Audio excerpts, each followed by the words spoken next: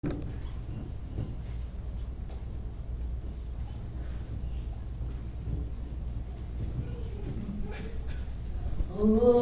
say, can you see by the dawn's early light what so proudly we hailed at the twilight's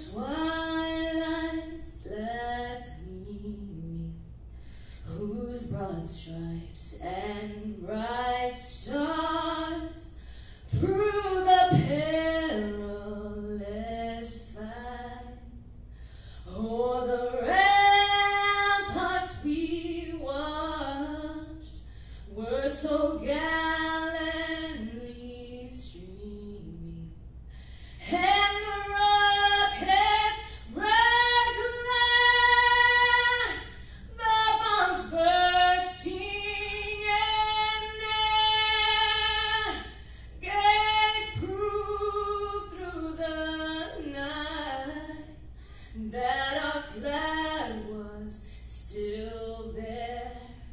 Oh, say, does that star-spangled banner yet wave o'er the land of the free and the home of the brave?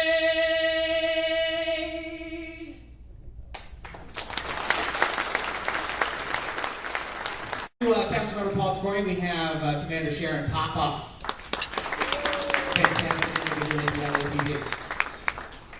Then we have, I thought there was somebody in between. It's actually your seat, Captain, right there, but I'll get to it in a second. And of course, Controller Wendy Gruhl, everybody, who is formerly our council member and just a fantastic person.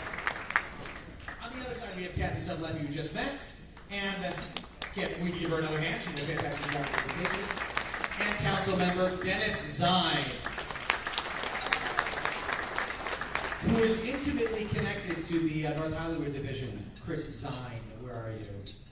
Chris Zine, there you go. And that's how we know him. It's pretty much Chris's dad.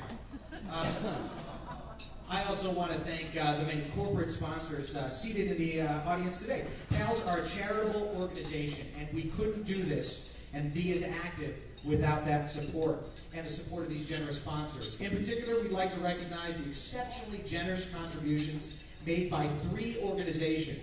The first is Robertson Honda. They're right here in West Hollywood.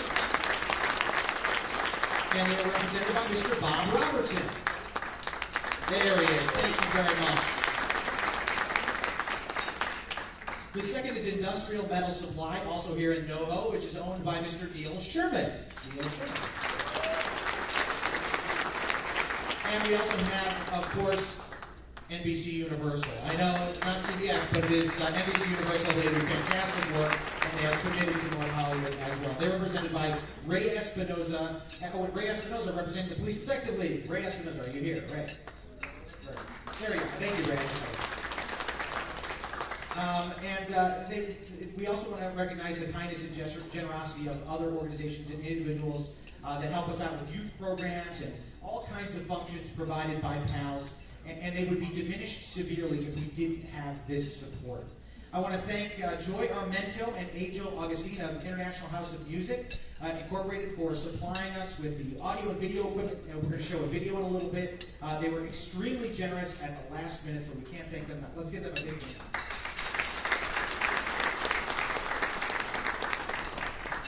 We also have a special person. Not the final political speech, because I'm sure Wendy Gruhl is going to be able to speak. The opportunity to be here, it's an honor to be here. So, you know, I was with the LAPD for 33 years, retired, got elected to council, and worked with Paul and when Wendy was a member of our city council. And the focus that we have is always public safety. Public safety is paramount. So to the men and women of the Los Angeles Police Department, both sworn and civilian, sometimes we forget about the civilian side of the police department.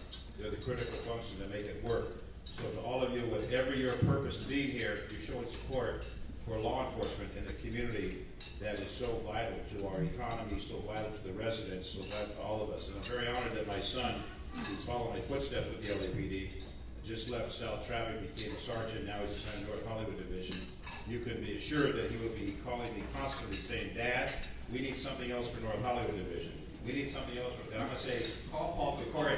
No, that's Paul's district, not my district. I represent the East Valley, but we all work together, and it's the purpose that we have, and that's why we're here showing support and recognition for each and every one of you for being here, and our colleagues in law enforcement with the Highway Patrol. And it doesn't really matter what your political affiliation is. It doesn't matter what your color, your religion. What matters is we're all here for public safety. We're all here to honor the people who serve our community. So God bless you all. Thank you very much.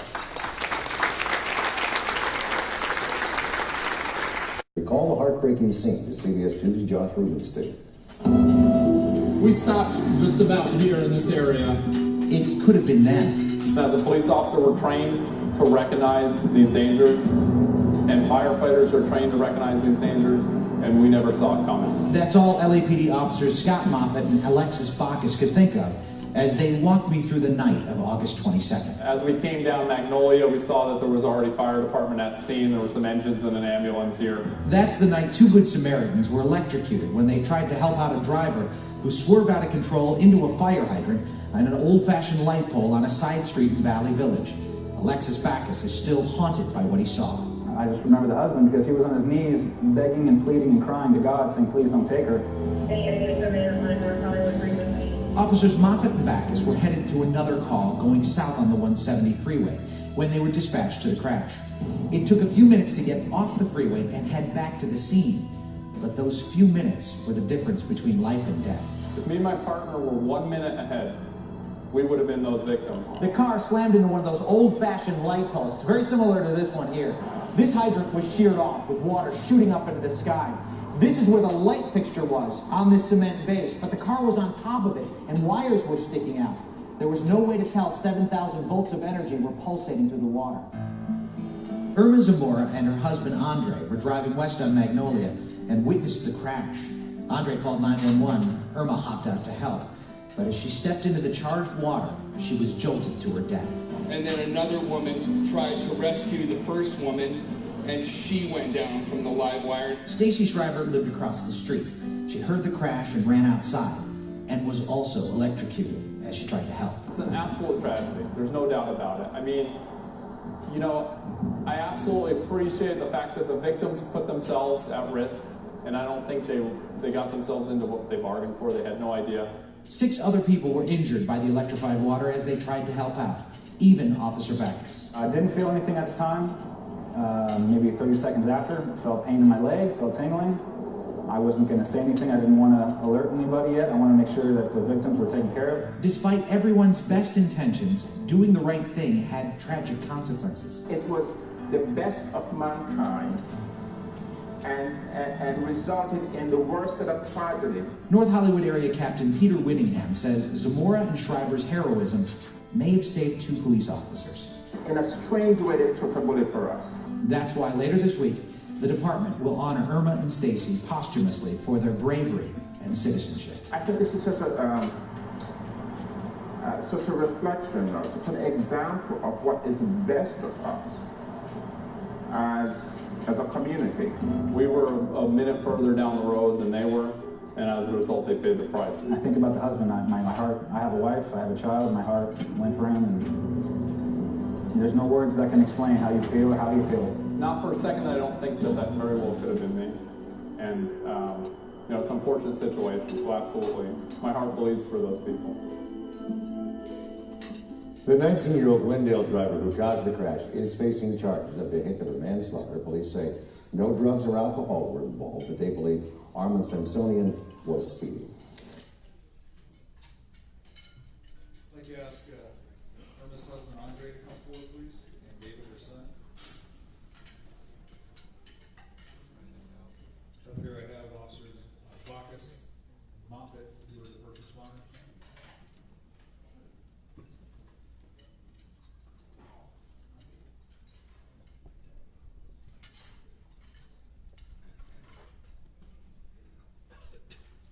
I